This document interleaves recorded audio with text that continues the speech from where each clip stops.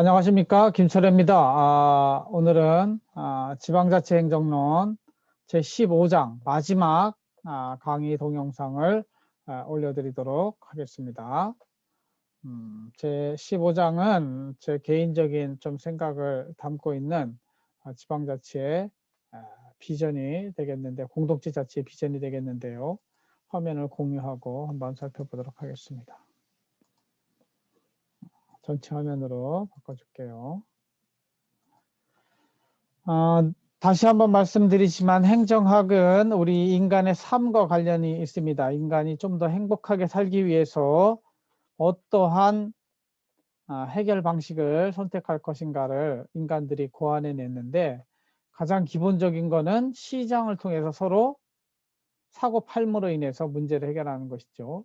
이 시장에서 자율적으로 되지 않는 문제, 국방, 외교, SOC, 치안 문제를 해결하기 위해서 강제력을 지닌 정부가 등장하고, 이 정부는 국가 전체를 책임지는 중앙정부와 지역의 일정 행정구역을 단위로 책임지는 지방정부로 이렇게 구분이 되고, 또 이 정부에서 수행하는 여럿이 함께 이익을 누리는 공익에 관련된 사항을 이 정부가 제대로 못하는 경우도 있기 때문에 정부 실패라고 하죠.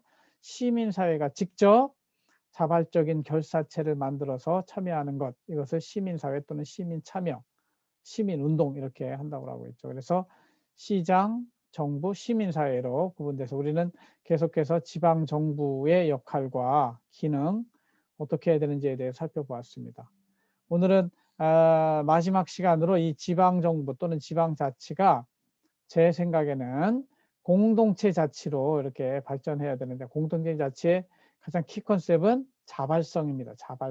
자발성과 주민 참여인데, 이 강제력으로 움직이는 그런 지방자치가 아니라 주민들이 스스로 자발적으로 참여하는 이 공동체 자치가 되려면 어떠한 부분들이 필요한지 한번 검토해 보도록 하겠습니다.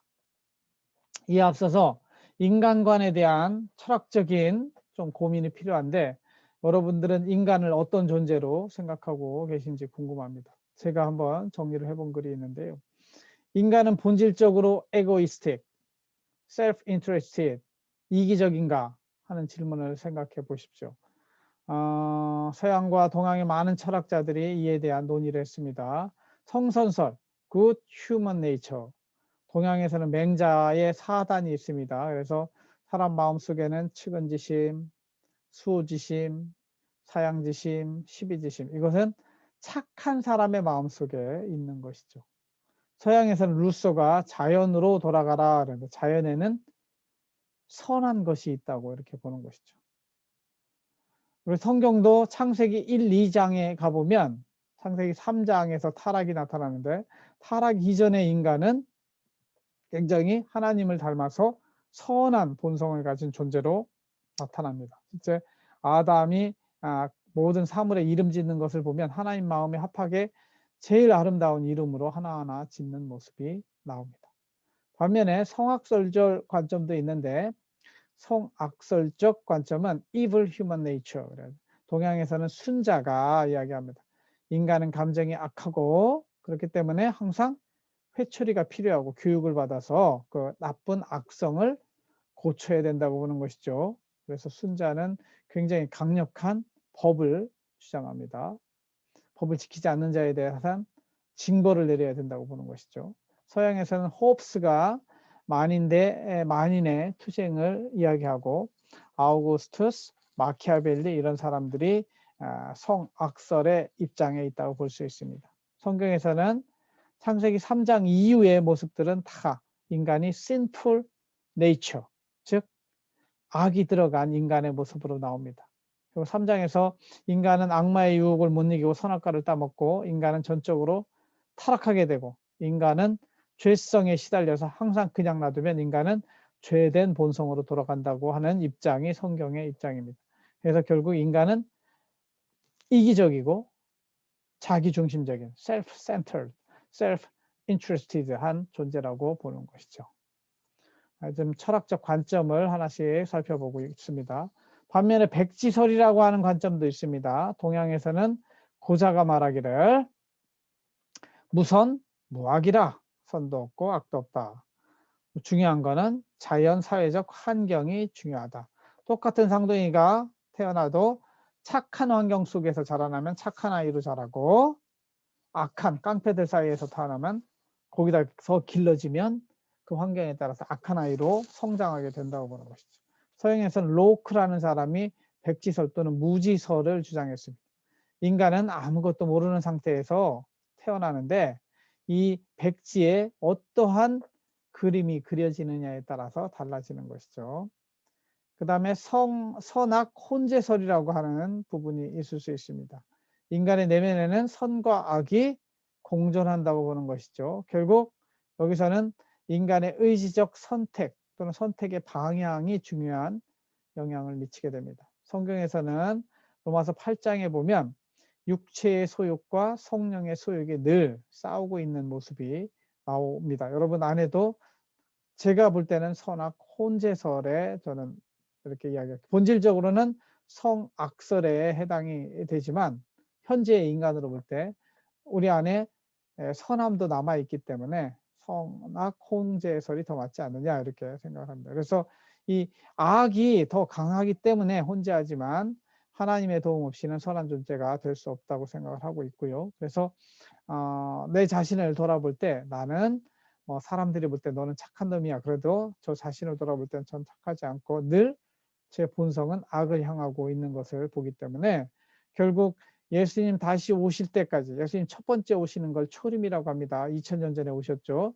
앞으로 다시 오실 날이 재림이라고 하는데 이 초림과 재림 사이를 살아가고 있는 나로서는 하나님의 견인, 하나님이 나를 이끌어 주시지 않는 한 나는 정말 악한 본성에 이끌릴 수밖에 없다는 고백을 하고 있고요.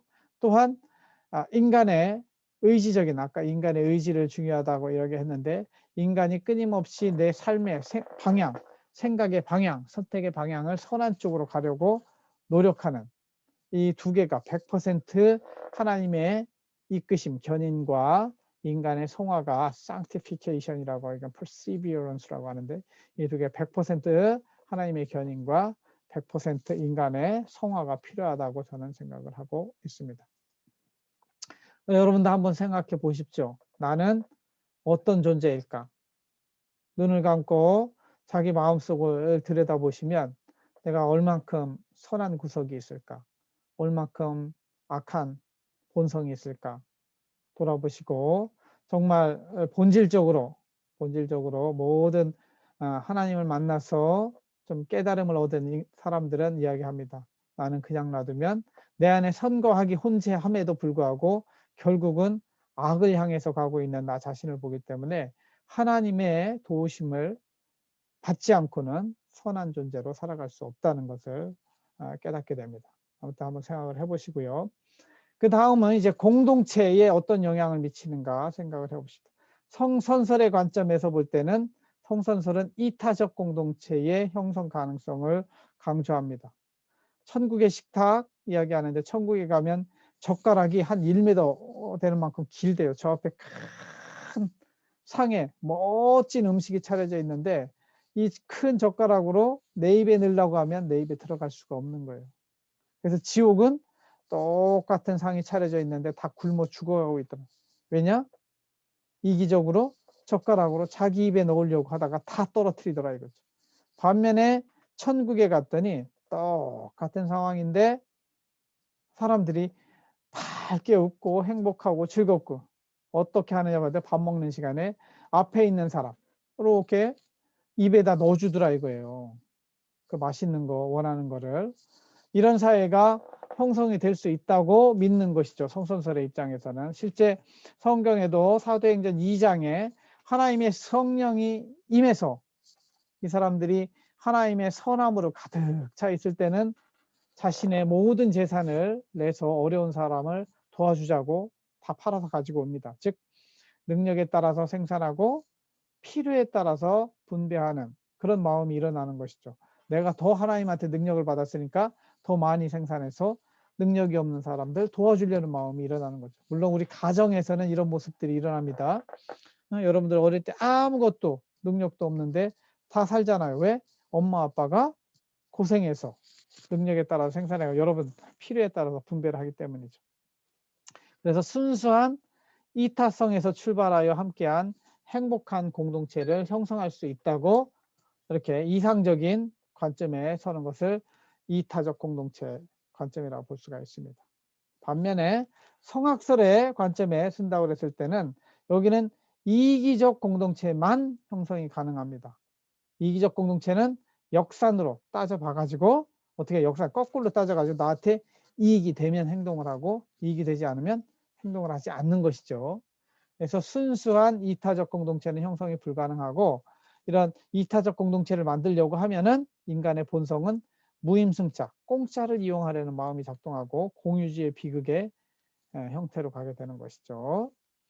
그 다음에 기업 조직의 경우에는 이 성악설의 기본을 둬서 서로 역산으로 이익이 되는 사람들만 모여서 기업 조직을 만드는 것이죠. 상호 이익이 되는 경우만 형성되고 아담 스미스가 이야기하는 이기성으로만으로도 경제 발전이 가능하다고 하는 것은 이 성악설에 기초한다고 볼 수가 있습니다. 물론 아담 스미스는 이거보다 더 나아가서 도덕 감정론에서 기본적으로 하나님 앞에서 도덕적 감정을 가진 그런 인간을 상징하고 있지만 실제 자본주의 세계 속에서는 이런 이기성으로도 경제 발전이 가능하다고 보는 것입니다. 그러나 리얼 월드에서 실제 세계 속에서 이 시장은 생존과 번영을 위한 전쟁터고 전쟁터와 다름없고 실제 자본가들은 기본적으로 노동자들을 착취하고 빈익빈 부익부의 문제가 커질 수밖에 없는 것이죠. 이 성악설의 기초를 둘 때는 모든 인간이 이기적인 인간으로 보기 때문에 그렇게 볼 수 있습니다. 백지설의 관점에서는 공동체에 참여하는 사람이 어떠한 환경에서 자랐느냐에 따라서 다를 것이고요. 이 백지설에 기초할 때 이 성악설에 기반을 된 경우에는 이런 무임승차의 문제, 기회주의적인 행동이라고 하는 것은 눈치만 보고 있다가 자기가 이익될 때만 참여하게 되는 우리들 중에서 팀플 하다 보면 이런 사람들 많이 있죠. 이런 사람들의 형태가 나타나는 데 비해서 성선설 기반의 환경이 조성이 되면 성선설 기반의 협조적 환경이면 서로 이타적인 공동체를 통해서 또한 그것이 자신에게 이익이 되는 이런 것들도 가능하다고 볼 수 있겠습니다. 선악 혼재설의 관점에서 볼 때는 인간 내면의 사람들의 판단의 방향성, 정말 양심대로 사는 사람이 있는 반면에 어떤 사람은 악심을 따라서 살 사람도 있는 것이죠. 그래서 인간의 의지적 선택의 방향이 자신의 육체적 소욕이 큰 사람들, 성령의 소욕보다 착한 마음보다 악한 마음이 큰 사람들은 이기적 공동체 쪽으로 갈 테고 이 육체적 소욕보다 성령의 소욕이 더 큰 사람들은 이타적 공동체를 만들어갈 수 있다고 봅니다. 그러나 여기서 제가 주장하는 바는 단순히 인간적으로 착한 사람들을 모아진다. 그걸 소위 인본주의라고 하는데 그런 사람들만 모인다고 이타적 공동체가 될 수 있느냐? 저는 그렇지 못하다고 봅니다. 본질적으로 인간은 심플 네이처, 즉 죄성을 가진 인간이기 때문에 이런 공동체를 만들어질 수 없고 실제 사회주의, 공산주의 실험을 1900년대 초반부터 한 7, 80년 해본 공산주의 국가들, 사회주의 국가들이 다 망한 이유도 인간의 본성을 너무 착한 쪽으로만 생각한 것이죠. 본인 자신은 죄새끼까지 이기적이면서 모든 인간을 노동자들은 다 착하다고 본 잘못된 관점에 의한 것이라고 저는 판단하고 있습니다. 그래서 여러분들도 한번 생각을 해보시죠. 내가 나의 본성을 생각할 때 나는 어떤 공동체를 꿈꾸고 있는가? 내가 생각하는 공동체는 어떤 것인가? 한번 깊이 생각하는 시간을 가져보시기 바랍니다. 저는 심지어 교회 공동체도 여기서 말하는 소위 이런 성선설 기반의 협조적 환경이 아니고 교회 안에도 다 이기적인 인간들이 판을 치는 것을 보고 저는 굉장히 실망을 하는데 그것이 인간의 현실이라고 볼 수도 있죠. 그래서 저는 그 모든 것을 이겨내고 우리 한남 마중물 협동조합은 마중물 우리 안에 있는 착한 마음을 이끌어내서 정말로 이타적인 행동을 함으로 인해서 그 모든 것이 서로에게 도움이 되는 그런 협조적 환경에 이런 이타적 공동체를 만드는 것을 저는 목표로 하고 있습니다. 물론 너무 이상적으로 생각해서는 안 되고, 이 선악 혼재설과 마찬가지로 기본적으로는 이 사람 마음속에 성령의 소욕이 지배할 수 있도록, 이것이 뭐냐면 끊임없이 교육도 하고 서로 마음도 나누고, 그래서 본질적으로는 저는 인본주의적인 관점에서는 저는 이런 한남마지물 협동조합이 성공할 수 없다고 보고요. 저는 기본적으로 사람들 마음이 착해질 수 있도록 제가 끊임없이 기도를 해야 된다는 그런 부담감을 가지고 있습니다. 왜냐하면 하나님이 착한 마음을 주시는 것이고, 하나님의 마음에 이끌릴 때 진정한 의미의 아카페로서의 사랑이 나올 수 있기 때문에 저는 그렇게 생각을 하고 있습니다. 아무튼 나는 어떤 공동체를 꿈꾸는가 한번 생각을 해보시고요. 그러나 우리나라의 이제 현실의 지방자치를 한번 제가 코멘트 해보겠습니다. 우리 헌법에는 이런 내용이 나옵니다. 대한민국은 민주공화국이다. 모든 권력은 국민으로부터 나온다. 이런 내용이 있죠. 주권은 국민에게 있고 모든 권력은 국민에게 나온다. 그래서 국민주권주의라고 하는데, 실제 우리나라에 국민주권이 있을까요? 여기에 나오지만 4년에 한 번 투표하는 거 가지고 우리가 주인 행세를 하고 있는 것일까요? 주권이 국민에게 있다고 할 수 있을까요? 제가 볼 때는 우리는 실제로는 국민주권이 없는 세상에서 살고 있다고 저는 생각합니다. 그래서 선거 때를 제외하면 국민은 행정부, 국회의 피지배자, 지배자가 아니고 지배를 받는 피지배자일 뿐이라고 저는 생각을 합니다. 그래서 국민이 뽑은 대리인인데 국회의원이라든가 대통령이라든가 지금 뭐 검찰들이 싸우고 있지만, 주인의 뜻과, 주인은 지금 경제적으로 먹고 살기 힘들고 서로 협력해서 잘하길 바라는데 맨날 쌈박질만 하고 있는 게 잘하고 있는 것이냐, 주인들이 그렇게 하라고 하고 있느냐? 그렇지 않거든요. 일부 패거리들만 그렇게, 정치적 패거리들만 하는 것이거든요. 이런 게 우리의 현실이라는 거죠. 그래서 기본적으로 성악설적 인간관이 지배한다 이거죠. 국민들이 몰라요.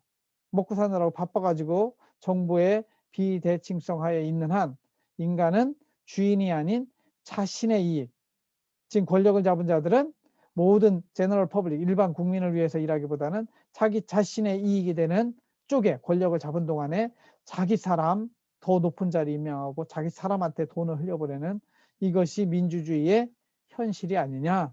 그래서 국민주권주의라고 하지만 실제로는 국민주권은 없는 그런 세상에 살고 있지 않느냐, 저는 이렇게 생각을 합니다. 두 번째, 지방자치 측면에서도 지방자치 하면은 자치, 셀프 거버넌스, 셀프 어토노미가 있어야 되는데 이런 자치가 없는 세상에 살고 있지 않느냐. 우리 헌법 117조에 보면 이런 내용, 지방자치단체는 주민의 복리에 관한 사무를 처리하고 재산을 관리하며 법령의 범위 안에서 자치에 관한 규정을 제정할 수 있다. 그리고 자치단체의 종류는 법률로 정한다, 이렇게 하고 있습니다. 그러나 이 자치의 핵심 주인은 누구예요? 주민입니다. 주민을 행복하게 해주는 자치가 되어야 되는데, 실제로는 우리 주민들은 언제요? 4년에 한 번씩 지방자치단체장, 의회 구성 투표할 때만 주인 행세를 해요. 나머지는 역시 우리는 피지배자죠.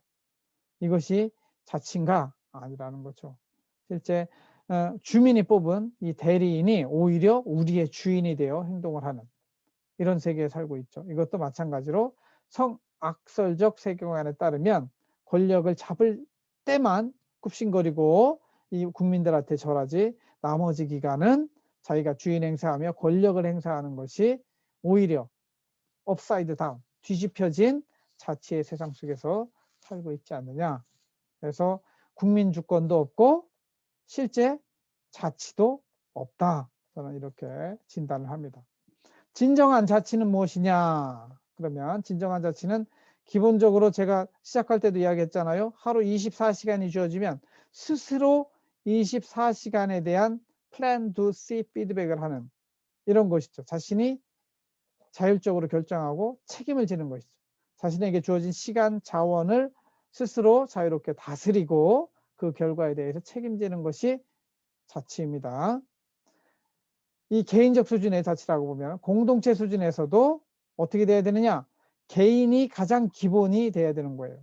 각 이 공동체를 구성하는 개인이 개인적 수준의 자치를 하면서 그 사람들이 먼저 스스로의 자치를 하고 즉 작은 규모의 공동체 자치로부터 시작을 하고 점점 큰 규모로 가는 것이죠. 그래서 모든 자치 업무, 결정과 책임에 관한 거는 누가 먼저? 개인이 먼저, 작은 공동체가 먼저, 그리고 최소 단위의 공동체가 먼저 하도록 하는, 이것을 처음 시간에도 이야기한 보충성의 원리라고 하는 거예요. 국가는 지방이 못하는 것만 해. 그런 거죠. 지방자치단체도 주민들이 직접 하지 못하는 것만 해. 진정한 자치는 주민들이 스스로 돈을 만들고 스스로 시간 계획을 세우고 스스로 일에 대한 계획을 세우고 그것을 실천하는 것이 진정한 자치라고 할 수 있는 것이죠. 그래서 주민이 직접 참여하는 이런 자치로 가는 것이 의미 있는데, 이렇게 되려면 소규모 공동체 단위로 가야 되고 주민총회를 통해서 의사결정이 일어나는 것이 필요하다고 저는 늘 주장합니다. 그래서 우리 스마트폰이 일상화되어 있으니까 각 주민들에게 스마트폰에 앱을 깔아서 중요한 의사결정은 주민들이 직접 결정을 하고 그에 대한 책임도 지게, 이런 learning by experience, learning by doing이 쌓이면, 시행착오가 겪으면, 아, 내가 잘못 선택하면 이런 일들이 있구나.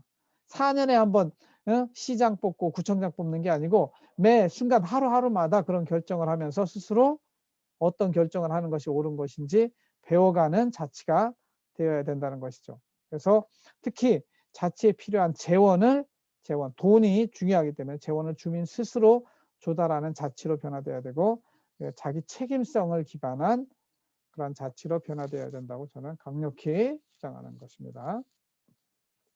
그래서 향후 우리나라의 지방자치는 어떻게 갔으면 좋겠느냐 하는 제 어떤 비전과 공동체 자체 비전이니까 이런 것들 말씀드리면, 우리가 정부, 시장, 시민단체, 시장, 정부, 시민단체 이야기했는데, 이 강제적 정부의 역할은 20에서 30%로 좀 줄었으면 좋겠다.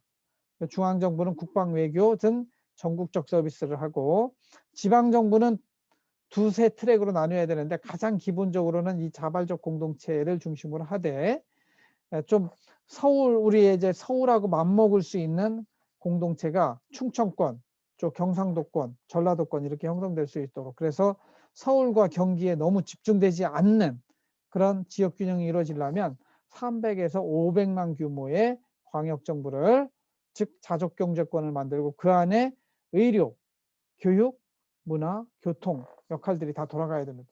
그래서 이 아줌마들이 서울로 가고 싶어하는 욕구를 없애야 돼요. 없앨 만큼 이 안에 자족 기능이 다 돌아갈 수 있는 300에서 500만 규모의 광역정부를 만들 필요가 있다고 생각하고, 실제 생활에 관련된 거는 50만 규모의 기초정부로 가면 좀 필요하다고 봅니다.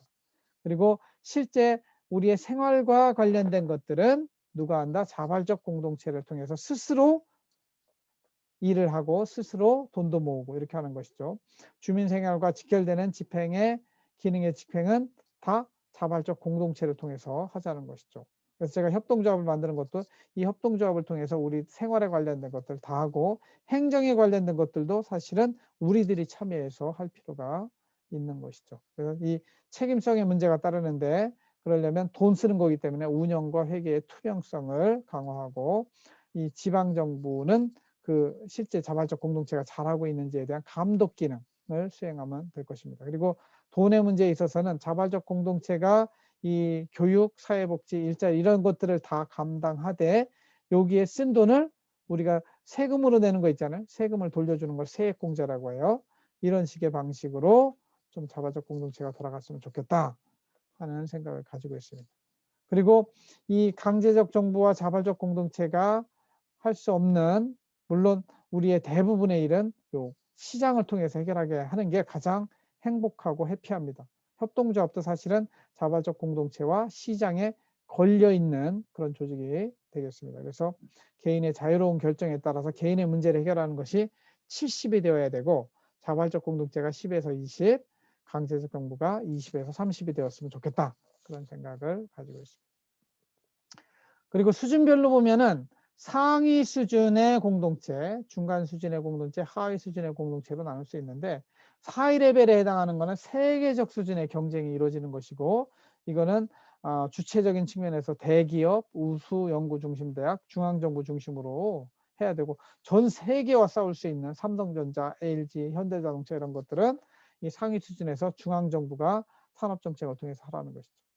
반면에 우리 생활과 직결된 지방 수준에서 할 수 있는 국내의 안정된 생활 기반의 구축 관련된 거, 이거는 시장과 정부가 같이 해야 돼. 경쟁과 협력을 통해서 핵심 주체는 중소기업, 지역중심대학, 지방정부, 자발적 공동체가 하되, 지방정부의 역할은 요 산학년 연계를 통해서 지역 안에서 충분한 일자리가 만들어가지고 이윤극대화가 아니라 뭐라고 그랬어요? 완전 고용을 목표로 하는 정책들이 만들어져야 된다. 그리고 정말 이 자발적인 공동체를 통해서 일할 수 없는 취약계층들이 있어요. 독거노인들, 이런 사람들은 다시 중앙정부와 지방정부와 연계해가지고 사회 안전망을 구축해서 협조 모델을 통해서 해결하는 것이 필요하지 않겠느냐. 이렇게 수준별로는 그렇게 구상을 하고 있습니다.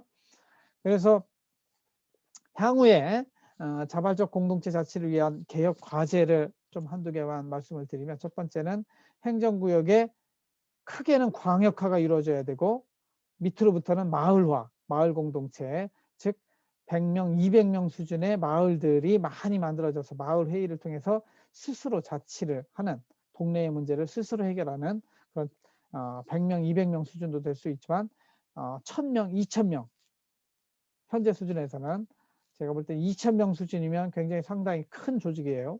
프랑스의 꼬민이나 일본의 시정촌에 해당이 되는데, 이런 정도로 제가 볼 때 이거보다도 더 작은 조직으로도 세분화될 필요가 있다. 이렇게 투 트랙으로 이야기를 합니다. 그 다음에 기초지방정부들은 자발적 공동체로 바뀌어야 된다. 그래서 아까 이야기한 듯이 어떤 결정이든 주민이 직접 결정하는 사이버 시스템이 마련이 되고, 우리가 이야기하는 공무원들은 그 결정을 위해서 자료를 만들고, 이렇게 하면 A는 어떻고 B는 어떻고 이런 대안들을 제시하는 역할만 하고, 실제 결정은 누가 해요? 주민총회에서 주민들이 할 수 있도록 하는 이런 기초지방정부가 되어야 되겠고, 이 주민과 직결된 업무는 이 자발적 공동체를 통해서 만들므로 인해서 이 자발적 공동체에 일자리도 만들어지고 참여도 하고 주체의식도 느끼게 만들 필요가 있다. 그래서 이 지방 공무원들은 이 자발적 공동체를 지원하는 기능으로 전문화될 필요가 있다고 이렇게 생각을 가지고 있습니다.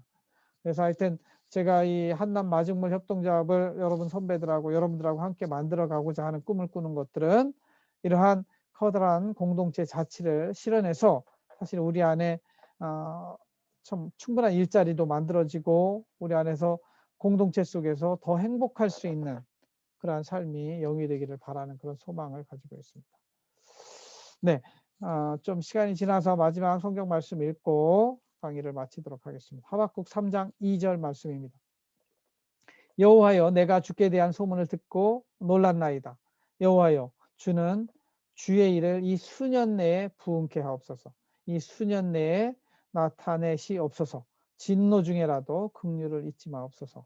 제가 우리의 나라를 생각하면서, 우리 한남 마중물 공동체를 생각하면서 기도하는 내용입니다. 하나님께서 도와주셔야 이 일을 할 수 있습니다. 하나님께 도와주시면 이 수년 내에 부흥케 하는 역사가 일어나고, 이 안에서 공동체 경제를 통해서 일자리 때문에 힘들어하고 참으로 고독하고 이런 것이 아니라 공동체 안에서 서로 돕고, 또한 개인으로서도 자유롭고, 이러한 아름다운 공동체 경제를 만들어내고 우리가 그런 공동체가 되기를 바라는 소망이 있어서 이 말씀을 함께 나누었습니다. 이제 저하고 15주 강의까지를 마쳤는데, 제가 쯤에서 다시 한번 만나겠지만, 여러분들 하여튼 이 동영상을 보면서 이제 강의 자료도 있으니까요. 보시면서 여러분들 생각을 정리하시고 여러분들 향후 어떻게 살아갈지에 대한 고민도 함께 하셨으면 좋겠다는 생각이 듭니다. 오늘 강의는 여기서 마치도록 하겠습니다. 그동안 들어주셔서 대단히 고맙습니다. 감사의 말씀을 전하며 모든 강의를 마치도록 하겠습니다.